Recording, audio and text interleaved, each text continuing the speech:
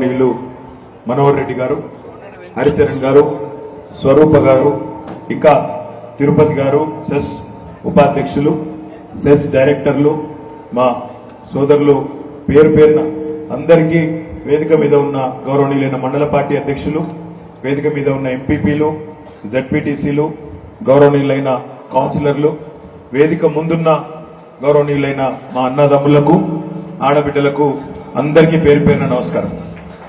పాత్రికేయ మిత్రులకు కూడా ప్రత్యేకంగా నమస్కారం. ఈ మీటింగ్లతో ప్రాబ్లం ఏంటంటే సరిగ్గా నాకు మైక్ ఇచ్చే వరకు అందరికీ కడుపులో కాలుతున్నప్పుడు నాకు మైక్ ఇస్తున్నారు ఈ మధ్య. నాకు తెలుసు మీకు ఆకలి అవుతుంది, ఎక్కువసేపు మాట్లాడితే అదో బాధ. మరి మా అంకుల్ ఏమో కరెక్ట్గా మరి భోజనం పెట్టినో లేదో కానీ మైక్ మాత్రం టైంకి ఇచ్చింది. మిత్రులందరితో ఒకటే ప్రార్థన. వినోద్ కుమార్ గారు 4 విషయాలు అద్భుతంగా చెప్పింది. ఎందుకు ఉండాలి గులాబీ కండువా పార్లమెంట్లో అంటే, రేపు హైదరాబాద్ను దబ్బన 10 ఏళ్లు ఉమ్మడి రాజధాని అయిపోతుంది జూన్ 2 తారీఖు నాడు. ఆ తర్వాత దీన్ని కేంద్ర పాలిత ప్రాంతం చేస్తామని ఎవడన్నా తలమాసిన సన్నాసి కాంగ్రెస్ ఓడో బీజేపీ ఓడో కుట్ర చేస్తే అడ్డుకునే శక్తి ఉన్నది ఇదే గులాబీ కండువాకు తప్ప వాళ్ళతో కాదు. అదేవిధంగా మన అవసరాలు తీరకుండా మన తెలంగాణలో పార్కం ఉన్న గోదావరిని కిందికి కొండపోతాం, కావేరికి కలుపుతాం, పెన్నకు కలుపుతాం అంటే అడ్డుకునే శక్తి ఉన్నది ఈ గులాబీ కండువాకు తప్ప వేరే సన్నాసులకు కాదు. అట్లాగే రేపటి రోజున 2026లో దేశం మొత్తంలోని పార్లమెంటు సీట్ల పునర్విభజనలో ఉత్తరప్రదేశ్లో జనాభా ఎక్కువ ఉన్నది, ఉత్తర భారతంలో జనాభా ఎక్కువ ఉన్నది. కాబట్టి అక్కడ ఎక్కువ సీట్లు పెడతాం, ఇక్కడ తక్కువ చేస్తాం అని మన గొంతు నొక్కే ప్రయత్నం చేస్తే అడ్డుకునే సత్తా ఉన్నది ఈ గులాబీ జెండాకే. అదేవిధంగా డాక్టర్ బాబాసాహెబ్ బిఆర్ అంబేద్కర్ రాసిన రాజ్యాంగాన్నే రద్దు చేసి రిజర్వేషన్లను ఎత్తేస్తామని మాట్లాడుతున్నారు కొంతమంది బీజేపీ ఎంపీ అభ్యర్థులు. 3/2 మెజారిటీ వస్తే 400 సీట్లు గెలిస్తే రాజ్యాంగం తీసేస్తాం, రిజర్వేషన్లు తీసేస్తాం అని మాట్లాడుతున్న బీజేపీ అరాచకాలను అడ్డుకోవాలంటే ఆ సత్తా ఉన్నది ఈ గులాబీ జెండాకైనా మాటను విజ్ఞప్తి చేస్తున్నా. ఎందుకు ఉండాలి గులాబీ జెండా పార్లమెంట్లో అంటే, విషయం తెలిసినోడు, వినయం ఉన్నోడు, పరిజ్ఞానం ఉన్నోడు, ప్రజల గోస తెలిసినోడు, ప్రజల భాష తెలిసినోడు, ప్రజల సమస్య తెలిసినోడు పార్లమెంట్లో ఉండాలి తప్ప గాలి తిరుగుడు, గాలి ముచ్చట్లు చెప్పేటోడు మనకు పార్లమెంట్లో అక్కర్లేదు. కాబట్టి ఈ గులాబీ జెండా పార్లమెంట్లో ఉండాలి. దయచేసి మిమ్మల్ని నేను ప్రార్థించేది ఒకటే. నేను గత నెల రోజులుగా చాలా జిల్లాలు తిరిగినా, ఎక్కడికి పోయినా ఒక్కటే మాట వినబడుతున్నది. తినే పల్లెంలో మన్ను పోసుకున్నాం, ఒక మంచి పాలిచ్చే బర్రెని విడిచిపెట్టి పొడిసే దున్నపోతుని తెచ్చుకున్నాం, చచ్చిపోతున్నాం వీళ్ళతోని అనే మాట ఇయ్యాల ఒక్కరిద్దరు కాదు, రాష్ట్రంలో ప్రతి ఒక్కరు మాట్లాడుతున్నారు. నేను మొన్న సిరిసిల్ల పాత బస్ స్టాండ్కి పోయినా, అక్కడ తమ్ముడు రవి గౌడ్ అని జ్యూస్ సెంటర్ పెట్టిండు. అన్న అక్కడ జ్యూస్ తాగుదూ రాటికి పోయిన. నేను పోతే ఆడ బయట 5-6 లేడీస్ నిలబడ్డారు బస్సు కోసం. ఎక్కడ పోతున్నారమ్మా అని అడిగినా. అన్న మాది గంభీరావుపేట మండలం నర్మాల, బస్సు కోసం చూస్తున్నామన్నారు. ఏంటిది ఫ్రీ బస్సేనా అన్న. ఫ్రీ బస్సే అన్న. మంచిగుందా అన్న. ఏ మంచిగా కాలబెట్టిందన్న అని చెప్పి ఆ అమ్మాయి, ఆమె గింత ఎత్తున్న పాప ఉన్నది, ఇగో నా పాప ఉన్నది, నేను ఆ బస్సు ఎక్కాలి. ఆ బస్సు ఏమో 40 మంది బస్సే పట్టే బస్సులో 100 మంది ఎక్కుతాను. ఇప్పుడు నేను ఈ పిల్లని ఎడిట్స్ పెట్టాలి, ఈడికెళ్ళి ఆడదాకా ఎత్తుకొని పోవాలంటే నాకు నిలబడతానికి నాకే జాగలేదు, సీటు దొరకది. ఏం పాడైందన్నా ఇది, పెట్టకపోయినా బాగుండు కదా అనే మాట ఆడబిడ్డ కూడా మాట్లాడింది. అంటే ఈ మాట నేను ఎందుకు చెప్తున్నా అంటే, 100 రోజుల్లో అన్ని చేస్తాం, 100 రోజుల్లో మీకు ఏది కావాలంటే అది చేస్తాం అని అరిచేతుల వైకుంఠం చూపెట్టి ఆనాడు ఓట్లు వేయించుకున్నాడు ఛోటాబాయ్ రేవంత్ రెడ్డి. బడాబాయ్ ఏమో 2014లో మోసం చేసిండు. 2014లో ఆనాడు బడాబాయ్ వచ్చి ఏం చెప్పిండు, బడేబాయ్ జన్ధన్ ఖాతా తెరువుండ్రి, ధనా ధనా ధనా ధనా 15 గుద్దుడు అన్నాడు.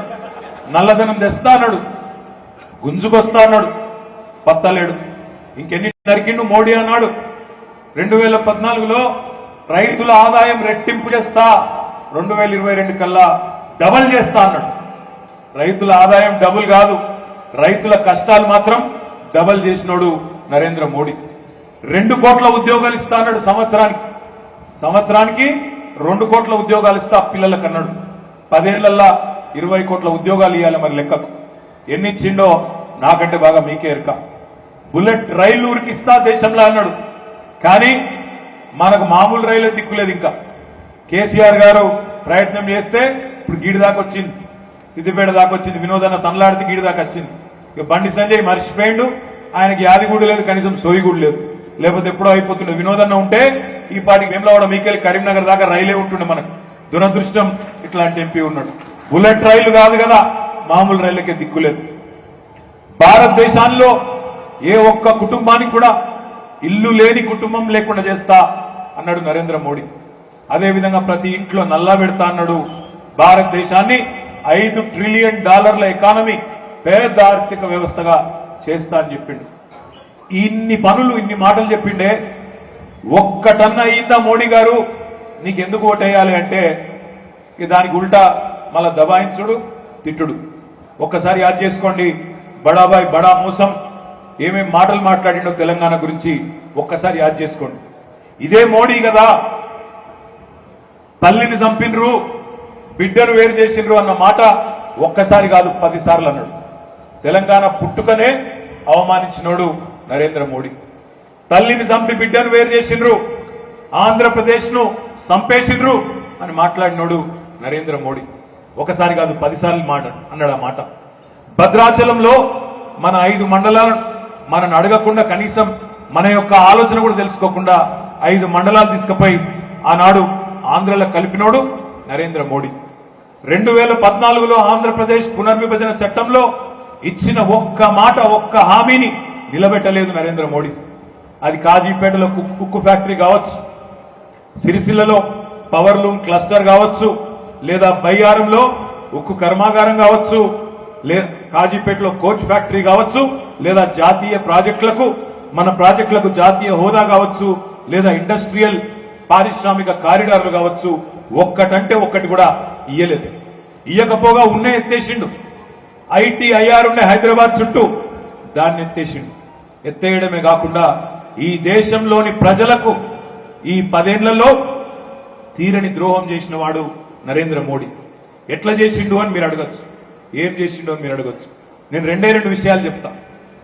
ఆనాడు మోడీ గారు అధికారంలోకి వచ్చినాడు 2014లో సిలిండర్ ధర ₹400. ఇవాళ సిలిండర్ ధర ₹1200. ఆనాడు మోడీ గారు అధికారంలోకి వచ్చినాడు.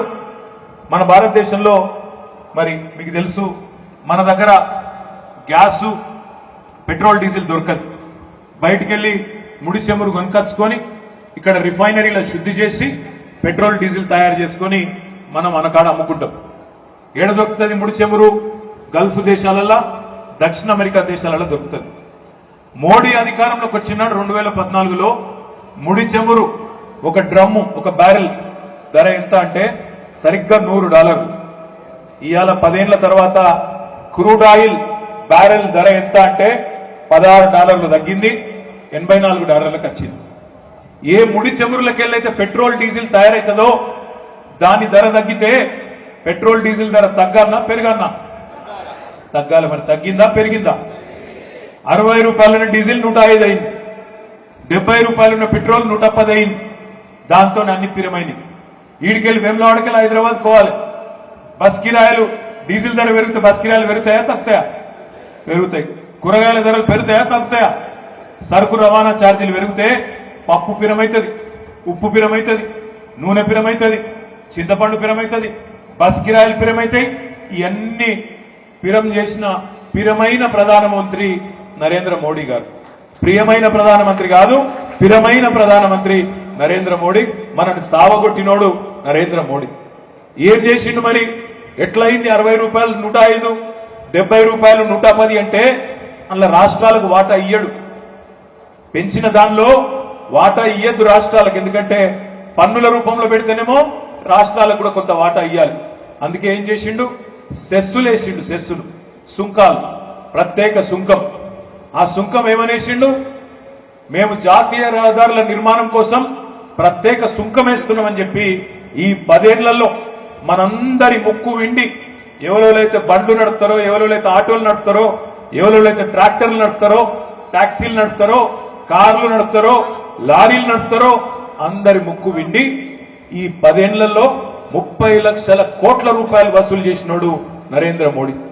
ఆ 30 లక్షల కోట్లల్లో అంటే జాతీయ రహదారులు వేస్తా అని చెప్తాడు. వీడికెళ్ళి మీరు వేములవాడకెళ్ళి హైదరాబాద్ పోవాలంటే మీకు 2 మార్గాలు. ఒకటి సిరిసిల్ల సిద్దిపేట మీదకి వెళ్ళిపోవచ్చు, లేదా కామారెడ్డి మీదకి వెళ్ళి జాతీయ రహదారి మీదకి వెళ్ళిపోవచ్చు. కామారెడ్డి మీదకి వెళ్ళిపోతే 2 దగ్గరలో టోల్ కట్టాలి. కట్టాలనా లేదా? ఎంత కట్టాలి? రాను ఓను కలిపి 360 రూపాయలు కట్టాలి. సిరిసిల్ల సిద్దిపేట మీదకి వెళ్ళిపోతే ఇది రాష్ట్ర రహదారి, స్టేట్ హైవే, దీని మీద కూడా టోల్ కట్టాలి. రాను ఓను కలిపి 150 రూపాయలు కట్టాలి. మరి నువ్వు సుంకాలేసి వసూలు చేసి జాతీయ రహదారుల కోసమే తీసుకుంటున్న పైసలు అని చెప్పిన పైసలేవయ్యా మోడీ గారు? మరి మళ్ళా మా తోలు వలిసి టోల్ ఎందుకు వసూలు చేస్తున్నావు అంటే దానికి సమాధానం చెప్పాడు.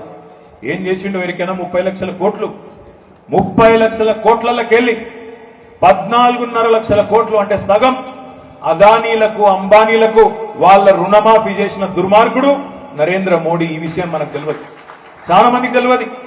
ఆయన ఎందో గొప్పోడు, ఆయన ఏందో ఇంద్రుడు చంద్రుడు అని మాట్లాడతారు కొంతమంది. దయచేసి ఆలోచించండి.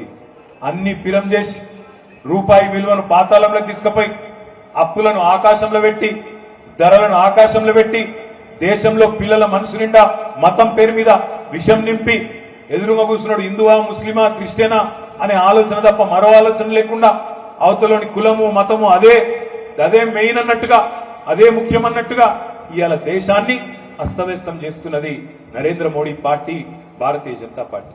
ఏమన్నా గట్టిగా అన్నామనుకో, ఇప్పుడు నేను అడిగినట్టు 5 పైసలు పనిచేసినవా బండి సంజయ్ 5 ఏళ్లలో ఒక్క ఊరికి ఒక్క శిలాఫలకం ఉన్నదా నీది అని గట్టిగా అడిగినావనుకో ఏమంటాడు ఎరికేనా? జై శ్రీరామ్. అదొక్కటే ఎరక. మా ఉమ్మక్క కరెక్ట్ చెప్పింది. ఊళ్ళల్లో మనమేమో ప్రతి ఊళ్ళో 100 మందికి తక్కువ కాకుండా మనం ఉంటాం. వాళ్ళేమో ఊరికి 2-3 ఉండరు. కానీ ఆ 2-3 వాడే డోర్ స్టిక్కర్ ఎత్తాడు, వాడే అక్షింతలు పంచుతాడు, వాడే జాండాలు పెడతాడు, వాడే లొల్లి పెట్టుకుంటాడు, వాడే జై శ్రీరామ్ అంటాడు. వాడిద్దరున్నా ఒక్కొక్కటి 4 జెండాలు పట్టుకొని 8 జెండాలు పట్టుకొని ఆగమాగని చెప్తారు. ఇది వాస్తవమా కాదా? మరి ఏమైతుంది, ఎందుకైతుంది ఇట్లా? మరి 100 మంది ఉన్న మనం, 150 మంది ఉన్న మనం ఇద్దరున్న బీజేపీని ఎందుకు తిప్పికొట్టలేకపోతున్నాం వాళ్ళ వాదన అంటే దానికి కారణం ఒకటే. అందులో తప్పు మనందరిది ఉన్నది. ఇక్కడ వేదిక మీద కూర్చున్నది ఉన్నది, కింద ఉన్నది ఉన్నది. మనం అసెంబ్లీ ఎన్నికల్లో కూడా మనం ఓడిపోయినామంటే మనల్ని ప్రజలు ఓడించలే, మనది మనమే ఓడించుకున్నాం. వాస్తవం చెప్పాలి, నేను మిమ్మల్ని వేరే ఉద్దేశంతో అంటలేను, మనది మనమే ఓడించుకున్నాం. ఒకరికి పెత్తనం ఇస్తే ఇంకోళ్ళకి కోపం. నేను ఇప్పుడు మనోహర్ రెడ్డి పేరు చెప్పిన అనుకో ఇంకోళ్ళకి కోపం వస్తుంది. నేను మాధవి పేరు చెప్పిన అనుకో నా పేరు చెప్పలేదని ఇంకోళ్ళకి కోపానికి వస్తుంది. అది ఏదో ఆయనకేదో మీటింగ్ ఉన్నది, ఆడావిడి ఉన్నది, ఎండాకాలము పాపం వయసు కూడా అయిపోతుంది అనుకోరు. నాకు కాదు లచ్చన్న, నాకు ఇంకా వయసు ఉంది. ఎందుకంటే ఎట్లా తయారైందంటే ఓర్వలెంతనం ఎక్కువైంది మన దాంట్లో. మనకి మంది ఎక్కువైనాం, కారు ఓవర్లోడ్ అయింది, దాంతో ఇక కొద్దిగా ఇబ్బంది అవుతుంది.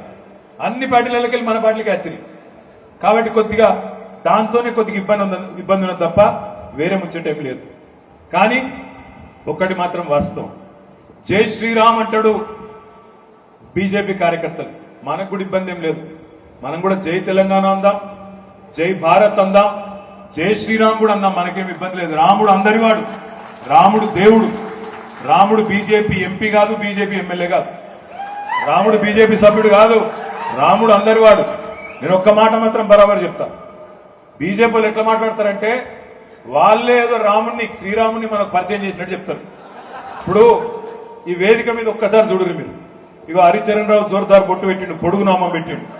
ఇగో మా మనోహరణ జబర్దస్త్ పెట్టిండు, ఆగో దేవరాజమన్న జబర్దస్త్ మంచి బొట్టు పెట్టిండు. అందరి ఒక్కసారి చూడరు. ఇగో ఈ వేదిక మీద ఎంతమంది బొట్లు పెట్టుకున్న ఉన్నారు చూడండి. వేదిక ముంగట కూడా చూడండి. ఎవరు పెట్టిన మరి మీకు బొట్టు? బండి సంజయ్ వచ్చి పెట్టిండా, మోడీ వచ్చి పెట్టిండా?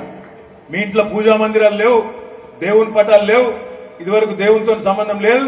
బండి సంజయ్ వచ్చే మనకు పరిచయం చేసినంత బిల్డప్. నాకు తెలియక అడుగుతా, ఎమ్లాడ రాజన్న ఎప్పటి నుంచి ఉన్నాడే? మనందరం పుట్టక ముందు ఉన్నాడు కదా. మా సిరిసిల్లలో మార్కండే స్వామి ఎప్పటి నుంచి ఉన్నాడు? మాకు కూడా తెలియదు, నాకు తెలియదు, మా ప్రవీణ్ అన్న తెలియదు, ఎప్పటి నుంచో ఉన్నాడు. కొండగట్టు అంజన్ ఎప్పటి నుంచి ఉన్నాడు? ఇల్లందకుంటల రామాలయం ఎప్పటి నుంచి ఉంది? బీజేపీ పుట్టింది ఎప్పుడు? 1980. అంటే వీళ్ళ పార్టీ పుట్టక ముందే వందల వేల లక్షల సంవత్సరాల నుంచే దేవుడు ఉన్నాడు. రేపు బీజేపీ ఓడిపోయినాక, బీజేపీ చచ్చిపోయినాక కూడా దేవుడు బరాబర్ ఉంటాడు. దేవుడు ఎక్కడి గోడు. వీళ్ళు బతికిస్తున్నదేం లేదు.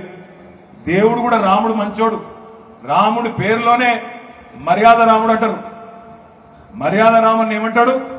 ఒకటే చెప్తాడు, లంగలకు దొంగలకు ఓటేయొద్దని చెప్తాడు. అర్థమైందా? పనికి మాలినలకు ఓటేయొద్దు.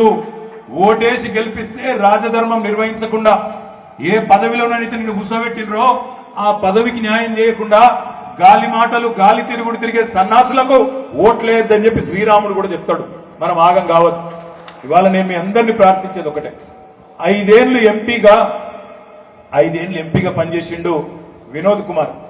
2014 నుంచి 19 దాకా, 19 నుంచి 24 దాకా బండి సంజయ్ కుమార్ గారు.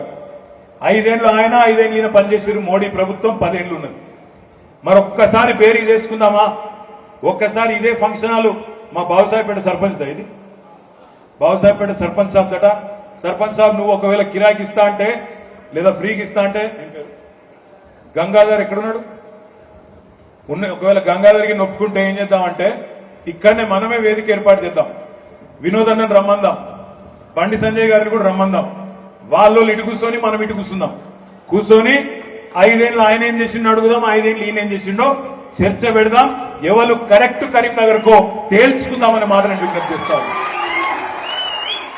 5 ఏళ్ళు ఒక్క రూపాయి పనిచేయలేదు, ఒక్క మండలానికి రాలే, ఒక్క ఊరికి రాలే, ఒక్క శిలాపలకం వేయలే. ఆడబడితే తిట్టుకుంటే తిరుగుడు తప్ప, ఆడ తిట్టుకుంటే తిరుగుడు, ఈడ తిట్టుకుంటే తిరుగుడు, గాలి తిరుగుడు తప్ప ఒక్క పని పార్లమెంట్ సభ్యుడు చేయవలసిన ఒక్క పని చేయలే. జిల్లా పరిషత్ పోడు, మండల పరిషత్కు రాడు, మున్సిపల్ మీటింగ్ పోడు. పోని పార్లమెంట్ కన్నా పోతాడంటే పార్లమెంట్ కూడా పోడు. యాడున్నవా అంటే మసీదులు తవ్వుదాం, శివం వెళ్తే మాది, శివం వెళ్తే మీది. ఇదే పిచ్చి మాటలు తప్ప మళ్ళీ ఇంకేమైనా గట్టిగా అనుకో, అన్నా ఏం వారం అన్నా గంతే. మనకు తెలిసింది గంతే. మనకు ఇంకో మాట తెలియదు, ఇంకో ముచ్చట తెలియదు, ప్రజల కష్టం తెలియదు, గోదావరి జలాలు తెలియదు, రాజ్యాంగం గురించి తెలియదు, ఏమీ తెలియదు. కానీ మళ్ళా ఓట్లు వేయాలి, ఓట్లు గుద్దాలి. ఎందుకు? జై శ్రీరామ్. నేను ఒకటి అడుగుతున్నా, మనం కట్టలేదు ఆ గుడి? యాదగిరి లక్ష్మీనరసింహస్వామి గుడి మనం కట్టలే? జోరుదారు కట్టలే? వేములవాడ గుడి చెరువు బాగా చేసుకోలేదా? బ్రహ్మాండంగా చేసుకోలేదా? మరి బండి సంజయ్ గారు చెప్తారు దేశం కోసం ధర్మం కోసం అని. నేను అడుగుతున్నా, సంజయ్ గారు, కొండగట్టు అంజన్నకు ₹1 తెచ్చినవా? వేములవాడ రాజన్నకు ₹1 తెచ్చినవా? నీ మోడీ దగ్గర మా ఇల్లు అందకుంటే రామాలయానికి ₹1 ఇచ్చినవా? లేదా సిరిసిల్ల మార్కండేయుల వారికి ₹1 ఇచ్చినవా? ఎక్కడిది మరి నీ ధర్మం? దేశం కోసం ధర్మం కోసం అనేది డైలాగుల కోసం, ఓట్ల కోసం దంచుడు కాదు. డైలాగులు ఎన్నడన్నా ₹1 పని చేస్తే చెప్పు, ఈ పని చేసినా కాబట్టి నాకు ఓటు వేయండి అని చెప్పు. నేను మిమ్మల్ని అందరినీ ప్రార్థించేది ఒకటే ఒకటి. మీరు అనుకోవచ్చు ఎందుకు మొత్తం బీజేపీ గురించి మాట్లాడుతున్నది. నాకు తెలిసినంత కాడికైతే కాంగ్రెస్ తో మనకు పోటీ లేదు. కరీంనగర్ పార్లమెంట్ లో ఉన్న పోటీ అంతా బీజేపీతోనే ఉన్నది. ఎందుకంటే ఉన్న ఎరికేనాది దాని పాపం ఎవరో తీసుకొచ్చారు నిన్న కరీంనగర్ ఎంపీ అభ్యర్థి కాంగ్రెస్ వాళ్ళు. నేను అమ్మతోడు చెప్తున్నా, ఆయన తీసుకొచ్చి కాంగ్రెస్ కండువా వేయకుండా మీరు తిప్పాపూర్ చివరస్తలు నిలబెట్టుంది. ఎవడన్నా ఒకటి గుర్తుపడుతున్నావు 2 గంటలను నేను కూడా చూస్తా. ఎవడు గుర్తుపట్టాడు? ఆయన ఎవడో ఎవరికి తెలియదు. నాకు తెలిసి కాంగ్రెస్ కార్యకర్తలు కూడా గుర్తుపట్టారు. కాంగ్రెస్ కార్యకర్తలు కూడా గుర్తుపట్టారు. తిప్పాపురం చౌరస్తాలు నిల్చుంటే ఏమనుకుంటుంటే ఎవడో బస్ కోసం ఎదురు చూస్తుండేమనుకుంటారు. అంతే తప్ప గాయనంటే క్యాండిడేట్ అట. ఏమన్నా సిగ్గుండాలి కాంగ్రెస్ లో అంటే గింత మ్యాచ్ ఫిక్సింగ్, గింత అన్యాయమా? అసలు నిజంగా చెప్పాలంటే ఇక్కడ కరీంనగర్ పార్లమెంటుకు మాజీ మంత్రి జీవన్ రెడ్డి గారికి బాగా ఇష్టం ఉండే పోటీ చేయాలని. మనందరికి తెలుసు జీవన్ అన్న మంచోడు. జీవన్ అన్న అంటే ఏరియాలో కూడా మంచిగానే తెలుసు. ప్రవీణ్ రెడ్డికి ఇంట్రెస్ట్ ఉండే, మాజీ ఎమ్మెల్యే హుస్నాబాద్. వాళ్ళిద్దరు కొద్దిగా మంచి పోటీదారులు అయితే నిజంగా చెప్పాలంటే వాళ్ళిద్దరు వస్తే కొద్దిగా పోటీ గట్టిగా రసవత్తరంగా ఉంటుండే. కానీ మ్యాచ్ ఫిక్సింగ్ లో భాగంగా రేవంత్ రెడ్డి గారు బండి సంజయ్ గారు బదులుకొని ఏమనుకున్నారు ఎరికేనా, అరే గట్టోళ్ళని పెడితే అయితే బీఆర్ఎస్ గెలిచిపోతుందా, సప్పుడేగా ఒక డమ్మి గాని డఫర్ గాని పెడదామని చెప్పి ఎవడో ఊరు పేరు ముక్కు ముఖం తెలవని తీసుకొచ్చి ఇలా కరీంనగర్ పార్లమెంట్ లో కాంగ్రెస్ బీఫారం ఇచ్చింది. నేనైతే మీ అందరికి చేసే విజ్ఞప్తి ఒకటే, వాళ్ళ కుట్రలు వాళ్ళ ఎత్తుగడలు వాళ్ళకు ఉండొచ్చు, మీరు మాత్రం వేములవాడలో పోయినసారి జరిగిన తప్పు దయచేసి ఈసారి జరగనీయకుండ్రి. మొన్న పోయినసారి కూడా నేను చిల్కకు చెప్పినట్టు చెప్పిన, ప్రతి మండలంకి వచ్చిన కేసీఆర్ గారు వచ్చిండ్రు, మీకు దండం పెట్టి చెప్పిండ్రు. ఏం చెప్పిండ్రు? మంది మాట నమ్మి, తెలుసు కదా మీకు, ఇక నేను చెప్పా గట్లే అయిందా? ఇప్పుడు మంచిగా పాలిచ్చే బర్రెను విడిచిపెట్టి పొడిచే దున్నపోతుంది తెచ్చుకున్నాం. 100 రోజులలో అన్నీ అయిపోతాయి. డిసెంబర్ 9కి రుణమాఫీ రాగానే ఎంబడ సంతకం పెడతా అన్నాడు. అయిందా సంతకం? అడగాలి మనం రైతన్నలను, మార్పు బాగున్నదే అని. ఎవరెవరైతే గుద్దినరో అడగాలి, మార్పు మంచిగుందా అని అడగాలి. డిసెంబర్ 9 రుణమాఫీ అన్నాడు కదా, అయ్యిందా? ఏం చేసిండి ముఖ్యమంత్రి? గత 145 రోజులు రెండే పనులు చేస్తుండు. ఒకటి చిల్లర మాటలు, రెండోది ఉద్దర పనులు. చిల్లర మాటలు, ఉద్దర పనులు. తెల్లారు లేస్తే పనికి మాలిన మాటలు. సెక్రటేరియట్కి పోతాడు,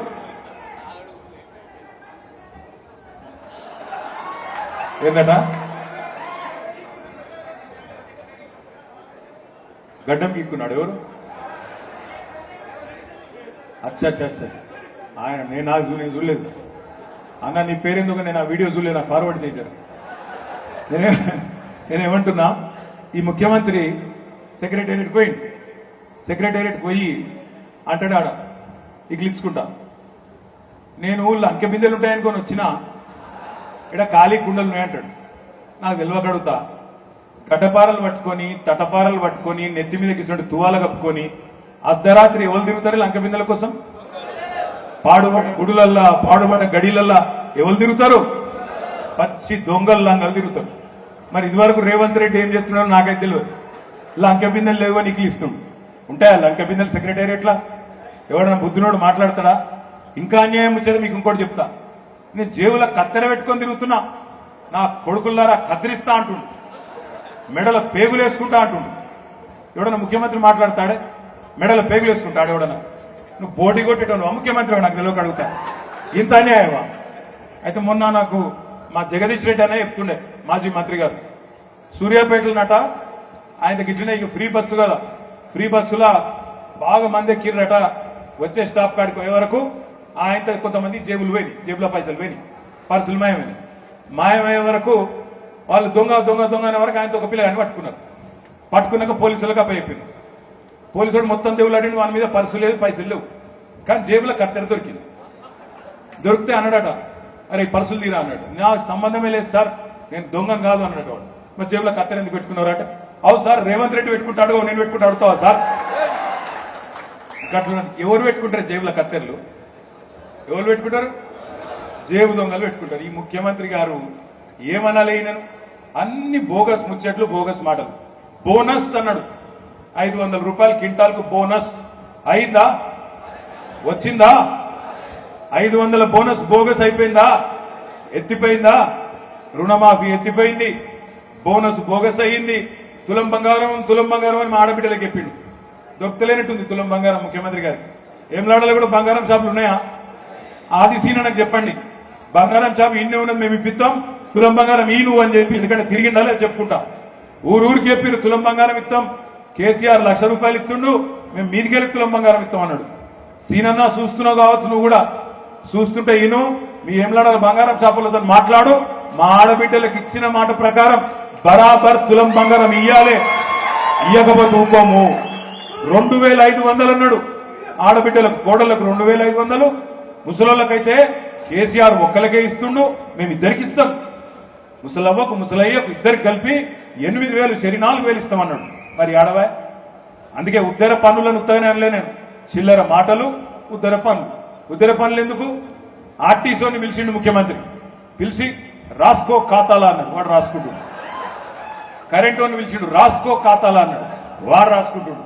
కట్టేది లేదు, పీకేది లేదు. అది నీకెరికే మాకెరికే. పార్లమెంట్ ఎన్నికల తర్వాత అవి రెండు కూడా విక్తాయి పక్క. మనం చెప్పవలసిందల్లా ఒకటే, గ్రామాల్లో మనం ఆనాడు 2 ఎంపీలు ఉంటే కూడా, వినోదన్న వాళ్ళు ఒకసారి 5 ఎంపీలు ఉంటే కూడా కేంద్ర ప్రభుత్వం మెడలు వంచి, కాంగ్రెస్ మెడలు వంచి తెలంగాణ అనేది ఇచ్చిన పార్టీ ఈ గులాబీ పార్టీ. రేపు మళ్ళా మీరు ఒక 10-12 పార్లమెంట్ సీట్లు ఇస్తే వీళ్ళ మెడలు వంచి మళ్ళా వీళ్ళిచ్చిన 420 హామీలు అమలు చేయించేది కూడా ఇదే గులాబీ కండువా అనే మాట ప్రజలకు చెప్పాలి. ఆయన నాకు తెలుసు ఒక మాట, మొన్నటిదాకా వేములవాడలో మన ఎమ్మెల్యే రమేష్ బాబు ఉండే, డిసెంబర్ 3కు ముందు. అంతకుముందు మన ప్రభుత్వం ఉండే. మనకు మంచిగా ఊళ్ళలో నాయకులు ఫోన్ చేసినా సెక్రటరీ స్పందిస్తుండే, ఎంఆర్ఓ మాట్లాడుతుండే, మన ఎంపీపీలు జడ్పీటీసీలు పోతే మంచిగా కూర్చోబెట్టి ఎండిఓ గారు, ఎంఆర్ఓ గారు, ఇక మా జిల్లా పరిషత్ వైస్ చైర్మన్ పోతే కూర్చోబెట్టి ఛాయ్ దాపి, బాగుండరా సార్, ఎట్లున్నారు సార్, జర చెప్పండి సార్, అట్లా సార్ ఇట్లా సార్ అని బాగా మర్యాద ఇస్తుంది. ఉన్నదా ఇప్పుడు ఆ మర్యాద? డిసెంబర్ 3 తర్వాత పంచాయతీ సెక్రటరీ మాటిట్టుండా? మీరు ఊళ్ళల్లో శుక్రయానం కూడా ఇటు పిలిస్తే ఆయన అడిగిపోతాడు. కొద్దిగా అవమానం అవుతుందా, చిన్నతనం అవుతుందా? మనది మనమే చేసుకున్నావా ఈ పని?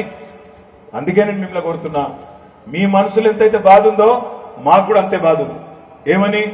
అయ్యో మంచిగా బ్రహ్మాండంగా కేసీఆర్ గారి పరిపాలన, ప్రజలకు లాభం చేసిన పరిపాలన, పేద ప్రజలను కడుపులో పెట్టుకొని చూసుకున్న పరిపాలన, రైతులకు గోస రాకుండా చూసుకున్న పరిపాలన, ఇట్లాంటి నాయకుడు పోయిండే అనే బాధ ఇలా సమాజంలోని ప్రతి వర్గంలో ఉన్నది.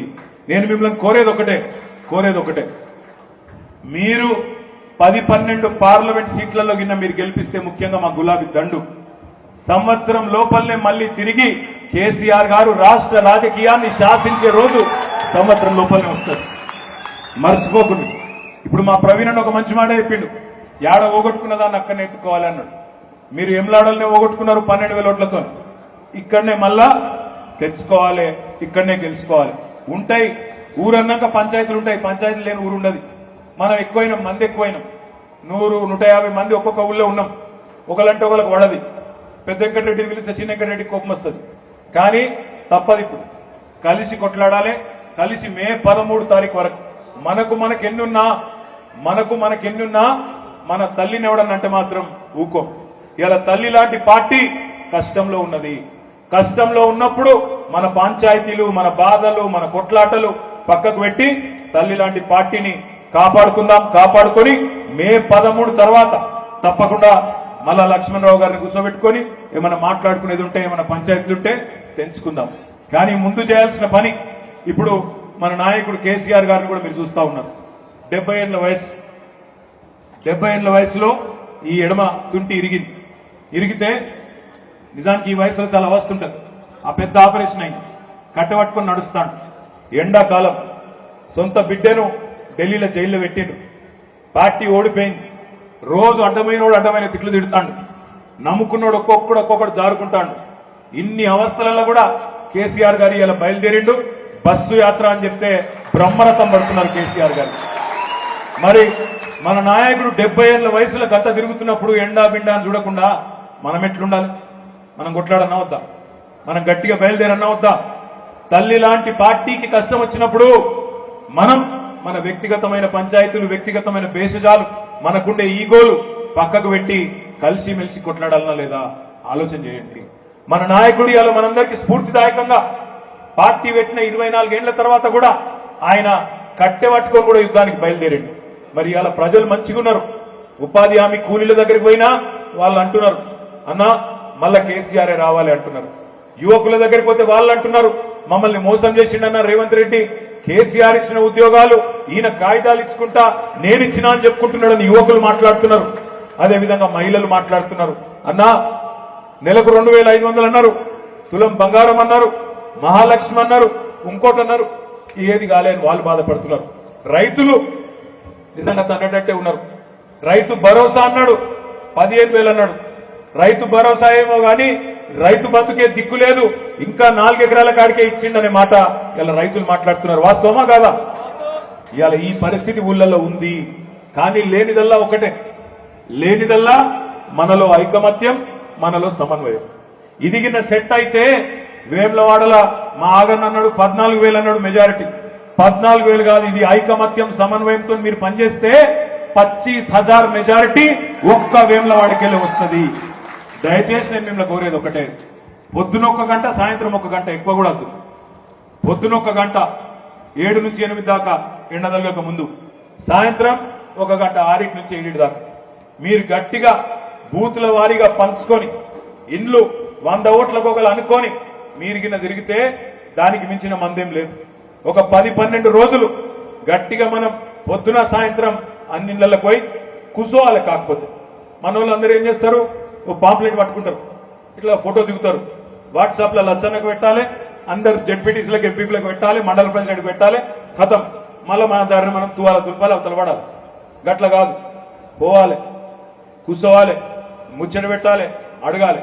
అన్న వచ్చినది 4,000 అని అడగాలి, అన్న వడ్డదా రైతు బంధుని అడగాలి, తులం బంగారం వచ్చిందా అని అడగాలి, ఫ్రీ స్కూటీ అన్నాడు వచ్చిందా అని అడగాలి, కౌలు రైతులకు న్యాయం చేస్తా అన్నాడు చేసిండా అని అడగాలి, రుణమాఫీ అయ్యిందా అని అడగాలి, ఇచ్చిన మాట అమలు చేయని కాంగ్రెస్ పార్టీకి ఎందుకు ఓటేయాలని అడగాలి. అట్లాగే మతం పేరిట చిచ్చు పెడుతున్న బీజేపీకి, మన పిల్లల నెత్తులు ఖరాబ్ చేస్తున్న బీజేపీకి, 5 ఏళ్లు ఏం పని చేయని ఎంపీకి ఎందుకు ఓటేయాలి అని చర్చ పెట్టాలి. దేవుడి పేరు మీద రాజకీయం చేస్తున్న బీజేపీకి బుద్ధి చెప్పాలని చెప్పాలి. నాకు తెలుసు మీకు ఇంకా కొన్ని బాధలు కూడా ఉన్నాయి. నాకు నిన్నగాక మొన్న అర్ధరాత్రి 12:30కు 12:40కి మన కోనరావుపేట మాజీ సర్పంచ్ గారి భర్త సంతోష్ ఫోన్ చేసిండు, పోకల సంతోష్ ఫోన్ చేసి, అన్న నన్ను పోలీసు వాళ్ళు పట్టుకొచ్చిరని ఫోన్ చేసిండు. నేను పరిశాన్ అయితే, ఈ టైంలో ఎందుకు పోయినావు తమ్మి నువ్వు అని. ఏం చేసినావు అన్నా, నేను ఏం చేయలేదన్నా, మాట్లాడేది ఉన్నది రా అన్నాడు, పోయినా 2 గంటల కూర్చోబెట్టిండు, ఇక ఆఖరికి నీకు చేస్తున్నా అన్నాడు. అంటే నేను నువ్వు ఆగు అని చెప్పి వెంటనే ఎస్పీ గారికి ఫోన్ చేసిన, నిద్ర లేపి ఆయన డిఎస్పీకి మాట్లాడాడు. మళ్ళా 10 నిమిషాలకు మళ్ళా సంతోష్ ఫోన్ చేసిండు, అన్న ఇంకా ఇటు పెట్టలేదని. నేను వండుకునే వాళ్ళకి దగ్గర 1 గంటన్నర అయింది. కానీ అర్ధరాత్రైనా అపరాత్రైనా వేములవాడ నుంచి ఏ సామాన్య కార్యకర్త అయినా సరే, మీకు నేనున్నా, లచ్చన్నున్నాడు, వేదిక మీద కూర్చున్న నాయకులందరం ఉన్నాం. మిమ్మల్ని ఎవడు వేధించినా, ఎవడైనా సరే మీ మీద చెయ్యి వేసినా, కేసు పెట్టినా, మీ మీద ఈగ వాలినా తప్పకుండా చూసుకునే జిమ్మెదారి మాది, భయపడకండి. కానీ కుక్క కాటుకు చెప్పు దెబ్బ అంటే ఏందో ఎరికేనా? ఇసొంటి వాళ్ళందరికీ తోకాడిస్తున్న అధికారులు, అధికార పార్టీకి తొత్తులుగా వ్యవహరిస్తున్న పోలీసులు, వీళ్ళందరికీ తిరుగులేని సమాధానం ఒకటే ఒకటి. పార్లమెంట్ లో మళ్ళా ప్రజాశక్తి మనకు అనుకూలంగా ఉన్నదని చూపెడితే రేపు తెల్లారి నుంచి ఏ ఎస్ఐ మీ దగ్గరికి రాడు, ఏ ఎంఆర్ఓ మీ దగ్గరికి రాడు, రేపు ఎంపీగా వినోద్ కుమారే ఉంటాడు. కాబట్టి ప్రోటోకాల్ సమస్య కూడా లేకుండా ఇక్కడ ఎవరికి ఏ కష్టం వచ్చినా ఒక దిక్కు నేను, ఒక దిక్కు వినోదన్న, ఇంకో దిక్కు లచ్చన్న, మేమందరం కూడా మీ దగ్గరికి వచ్చి ఉంటాం. దయచేసి నేను మిమ్మల్ని కోరేది ఒకటే, ఒకసారి పాలు ఉలికిపోయిన తర్వాత బాధపడితే లాభం లేదు. ఇప్పుడు మొన్న లచ్చన్న గెలిస్తే ఈ బాధ ఉండకుంటుండే, ఇప్పుడు అయిపోయింది.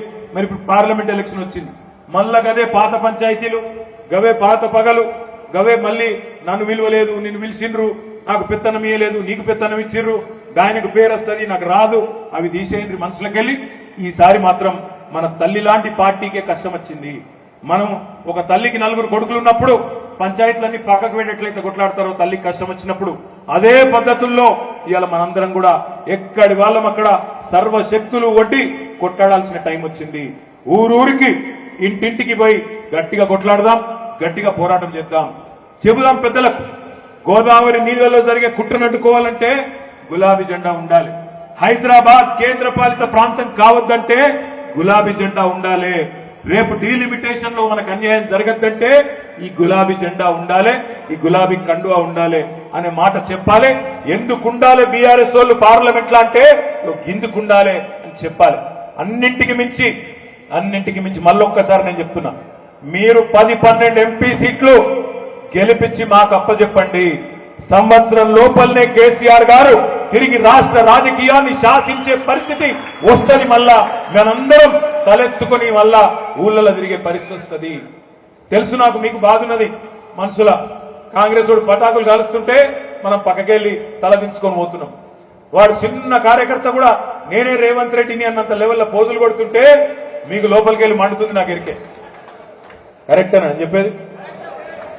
ఛాయ్ హోటల్ కాడ ఆడ ఈడ నిన్న మొన్నటిదాకా మన ముంగట కళ్ళెత్తి చూస్తేందుకు భయపడ్డ కాంగ్రెస్ వాడు ఇవాళ కాలెరగరేస్తుంటే మీకు లోపలికి వెళ్ళి మండుతుంది నాకు తెలుసు. మరి దానికి బెస్ట్ మందు ఏంటంటే ఇదే బెస్ట్ మందు. కాంగ్రెస్ వాళ్ళకు బీజేపీ వాళ్ళకు మన గెలుపే సమాధానం కావాలి. ఓటుతోని మీరిచ్చే తీర్పు. ఇప్పుడు ఒక మంచి మాట వినోద్ కుమార్ గారు గొప్ప మాట చెప్పింది. రాష్ట్రంలో మనకు వాళ్ళ ఫరక్ ఎంత ఉండే, మన కాంగ్రెస్ కు మనకు 1.8%. అంటే ఎంత? 100కి 20 ఓట్లు. 100కి 20 ఓట్లు, 20 కాదు 2 ఓట్లు. 100కి 2 ఓట్లు, 1000కి 20 ఓట్లు. అంటే ఒక ఊళ్ళే ఒక 20 ఓట్లు మనం మలిపింటే ఇప్పుడు ఈ గోసనే ఉండకుంటుండే, ఈ బాధనే ఉండకుంటుండే. మా చెల్లెలు మాధవి చెప్పింది 260 బూతులు.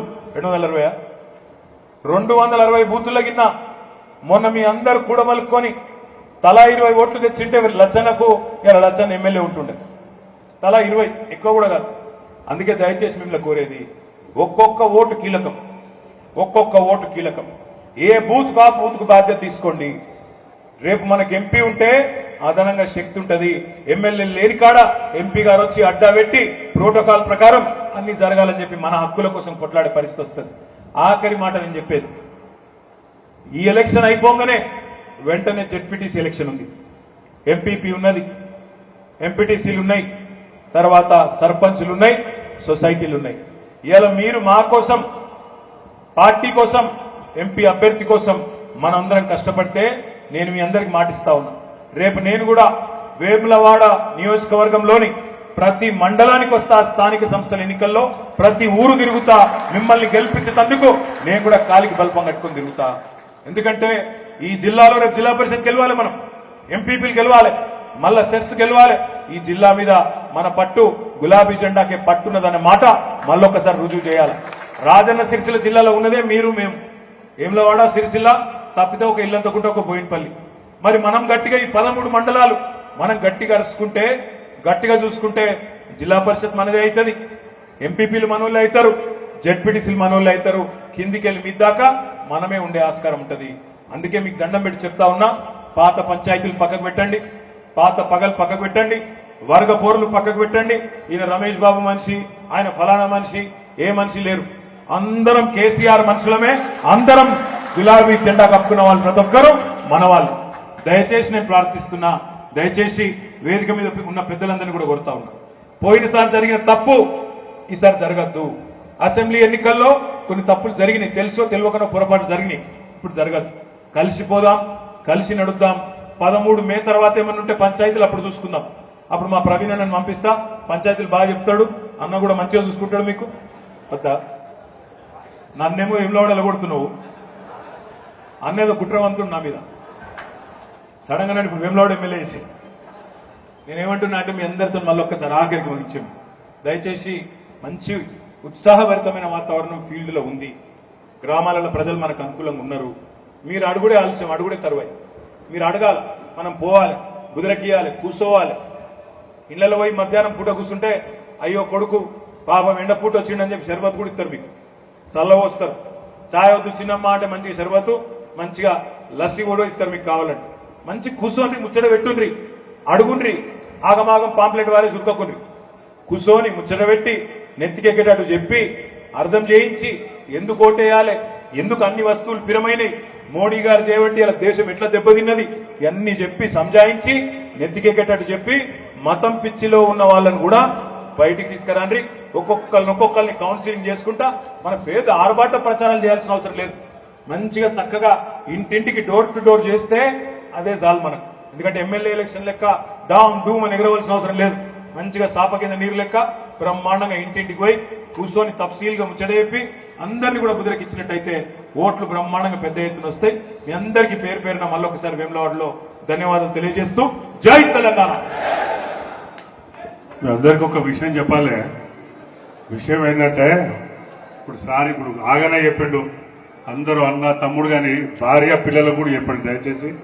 రెండో విషయం, ఒక ఫంక్షన్లో పోతే ఎమ్మెల్యే కలిసిండు కాంగ్రెస్ ఆయన, మీరు ఇది చేసినరా, మీరు అది చేసిన అంటే అన్ని చేసినావో చేయలేదురా బాబు, నువ్వు December 9కి మాఫ్ చేస్తావు. నీ సంగతి ఏంటంటే, సార్ అది మాఫీని టైప్ కొట్టుకొని వచ్చిండు, పెన్ను ఉండే సంతకం పెడదామనుకున్నాడు కానీ మరి ప్రిన్సిపల్ సెక్రటరీ సోమ్యా అన్నాడు ఖజానాలో పైసలు లేవంటే సంతకం పెట్టలేదు అన్నాడు. ఇప్పుడు మళ్ళీ August 15కు మళ్ళా మాఫ్ చేస్తా అంటున్నాడు. మరి అప్పుడు ఆయన పెన్నులో ఇంక్ అయిపోతుంది. అందుకని ఈ మోసగాళ్ళు మోసం చేస్తారు. మనం గ్రామాల్లో పోయినప్పుడు ఇవన్నీ ముచ్చట్లు చెప్తారు కాబట్టి ఈ వాస్తవ విషయాలు మనం ఉట్టిగా పట్టుకాయించి ఓట్లు ఇప్పించుకోవాలి ఆలోచనతో అదే స్క్రిప్ట్ నాకు చెప్తున్నారు తప్పితే వాళ్ళ బుద్ధ జయంతి తప్పకుండా మీరు తిరిగి తిప్పి కొట్టాలని మీద మనవి వేసుకుంటూ జై తెలంగాణ. ఆఖరి మాట నేను మర్చిపోయినా 10 మే నాడు మే 10 నాడు కేసీఆర్ గారి ఆఖరి రోడ్ షో, మొత్తం బస్సు యాత్రల ఆఖరి రోడ్ షో మన సిరిసిల్లలోనే ఉంటది. దయచేసి వేములవాడ నుంచి కూడా మన వాళ్ళందరూ పెద్ద ఎత్తున రావాలి. మనందరం కూడా బ్రహ్మాండంగా సార్ లాస్ట్ రోడ్ షో కాబట్టి ఎలక్షన్ కు ముందు మన కరీంనగర్ పార్లమెంట్ గెలిచినందుకు అది పెద్ద ఉపయోగం అవుతుంది కాబట్టి